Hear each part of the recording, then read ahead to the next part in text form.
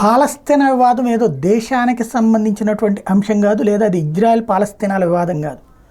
ఇది ఒక వ్యూహాత్మకమైనటువంటి ఎత్తుగడ. ప్రపంచం మీద ఇరాన్ సంధించినటువంటి అస్త్రం.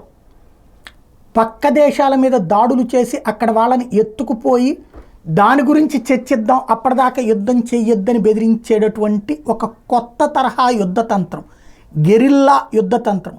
దీన్ని ఇజ్రాయెల్ అందుకని తిప్పి కొడతా యుద్ధం చేస్తుంది.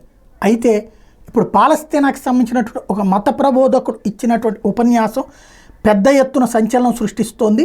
ఏంటంటే ప్యారిస్, రోమ్, టోటల్ యూరప్ భవిష్యత్తులో మనదే అవుతుంది, మన మత రాజ్యమే అవుతుంది, అక్కడ అల్లా రాజ్యమే వస్తుంది, అలాగే వ్యభిచారం అలాగే స్వలింగ సంపర్కాన్ని అప్పుడు నిషేధిస్తాం, టోటల్గా భవిష్యత్తులో మనదే అవుతుంది అన్నటువంటి పాయింట్ ఇప్పుడు పెద్ద ఎత్తున వైరల్ అవుతుంది. అంటే పాలస్తీనా యొక్క ఉద్యమాన్ని పెంచి పోషిస్తూ దాని కారణంగా పాలస్తీనా, యెమెన్, లెబనాన్, సిరియా ఈ ప్రాంతాల్లో ఉన్నటువంటి ముస్లింలే బ్రతకలేక పారిపోతూ ఉంటారు.